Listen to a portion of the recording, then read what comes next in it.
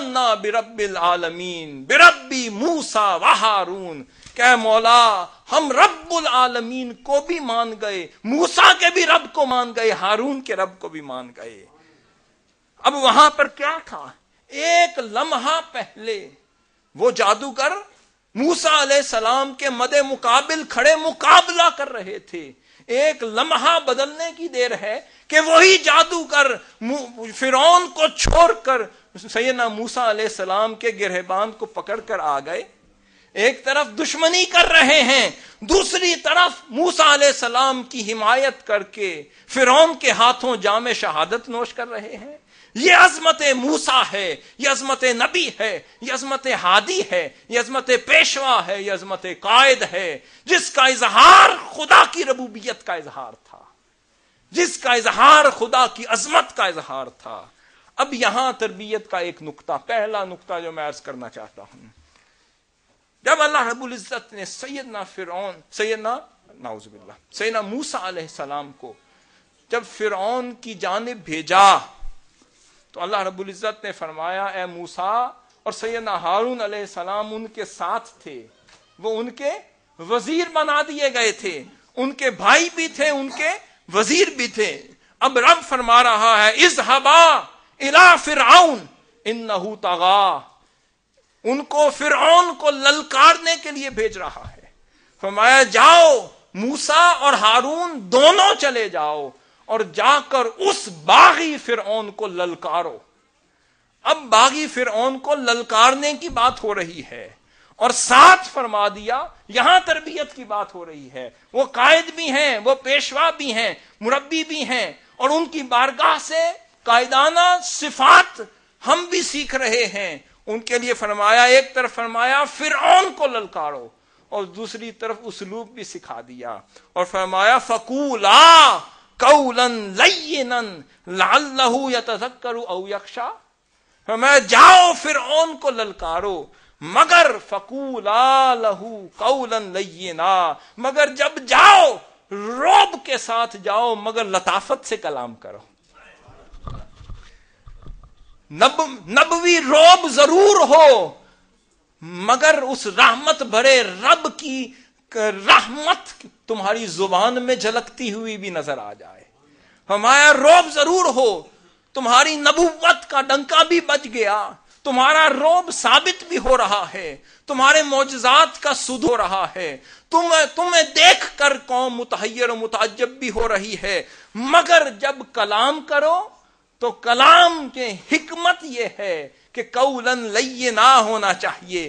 بڑے لین کلام کرو، بڑی آہستگی سے کلام کرو، نزاکت اور اس میں تمہاری لطافت ہو، اس میں رحمت ہو، اس میں شفقت ہو، اس میں محبت ہو۔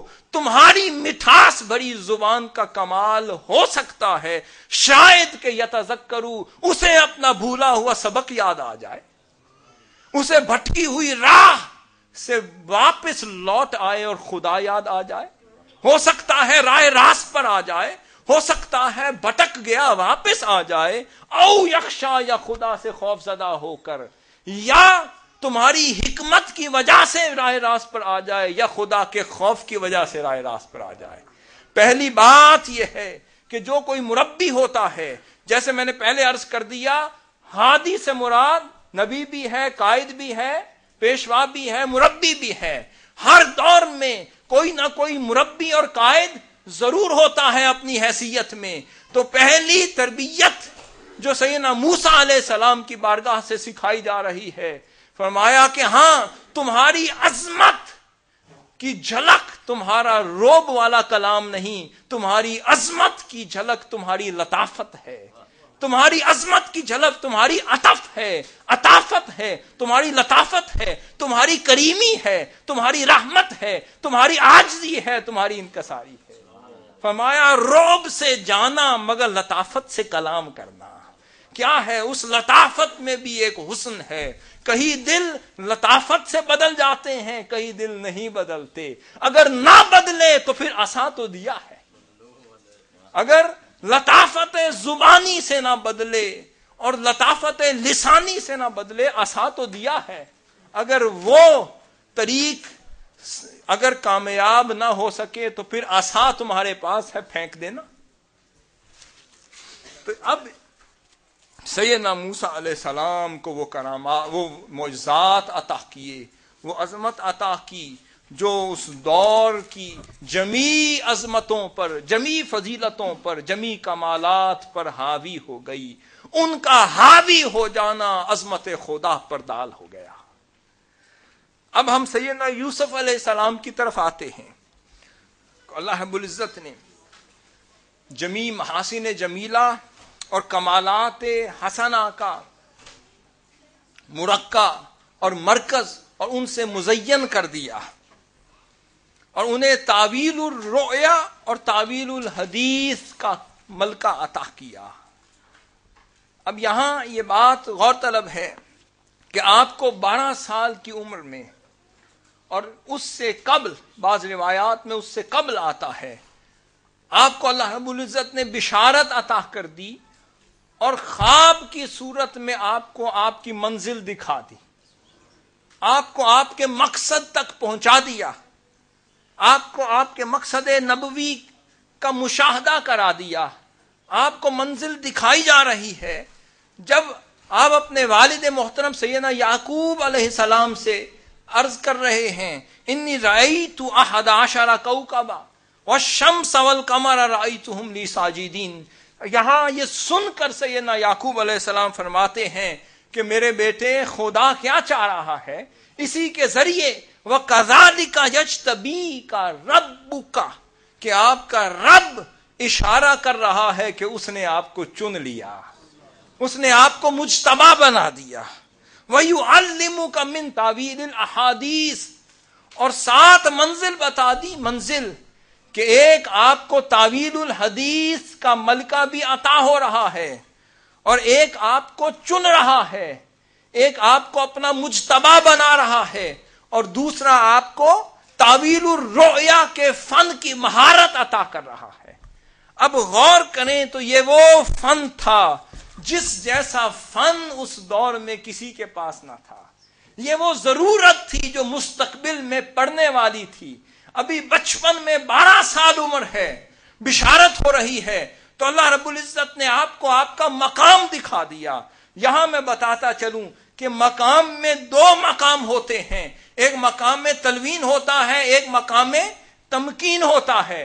مقام تلوین، مقام تمکین پہ آپ کو آپ کی منزل اور مقصد اور ماوا دکھا دیا جاتا ہے، اور تلوین کے ذریعے سے آزمائش میں ڈال کر منزل تک پہنچایا جاتا ہے۔ تمکین تمکن سے ہے، تلوین تغیر سے ہے، کہ جب تمکن سے آپ کو استقرار اور تمکن کا مشاہدہ قرار دیا جاتا ہے، اور پھر تلوین سے منزل تک پہنچانے کے لیے آزمائشوں میں ڈالا جاتا ہے۔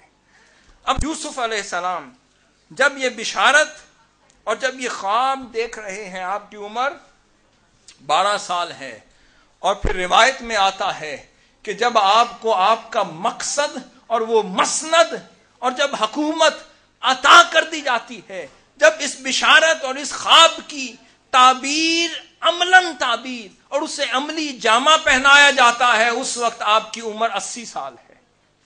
اب پتہ یہ چلا کہ ہاں، نبی کو بشارت تو کر دی گئی، نبی کو منزل تو دکھا دی گئی، مگر منزل دکھا کر صبر و توکل کی بھٹی میں ڈال دیا گیا۔ منزل اور مقصد دکھا کر پھر صبر اور توکل اور رضا کی بھٹی میں ڈال دیا گیا، اور آزمائش کی بھٹی میں ڈال دیا گیا، اور بتا دیا گیا منزل وہی ہے، مگر پانے کا رستہ یہی کنویں سے نکلے گا۔ پھر شہر مصر میں جائیں گے، پھر پابند سلاسل ہوں گے، پھر آزمائش سے گزریں گے، پھر فتنے سے گزریں گے، پھر آپ پر الزامات لگائے جائیں گے، پھر سچے ثابت ہوں گے، پھر مصر کے بازاروں میں بیچے جائیں گے، پھر الزام لگے گا، پھر جیل میں جائیں گے۔ پھر جو حسن عطا کیا تھا کمال، وہ تعویل الرؤیا کا کمال ہے جو آپ کو بچا کے پھر آپ کو مسند تک لے جائے گا۔ پتہ یہ چلا کہ مقام دکھا دیا جاتا ہے، اب دوسری تربیت کی بات یہ ہے کہ مقام دکھا دیا جاتا ہے، مشاہدہ کرا دیا جاتا ہے، مگر اس مشاہدے تک پہنچنے کے لیے آزمائش کی بھٹی میں ڈال دیا جاتا ہے۔ آج کارکن بے چین ہو جاتے ہیں، اپنے اس صبر و توکل کا پیمانہ لبریز کر بیٹھتے ہیں اور پوچھنے لگ جاتے ہیں کہ فتح کب آئے گی، نصرت کب آئے گی، ہماری منزل کب آئے گی، ہمیں مراد کب پہنچے گا۔ اب سوال یہ پیدا ہوتا ہے، کیا یوسف علیہ السلام نے بھی رب سے کنویں میں پوچھا ہوگا مولا کب نکالے گا؟ ڈال دیا تو ڈلے بیٹھے ہیں خدا کی رضا پر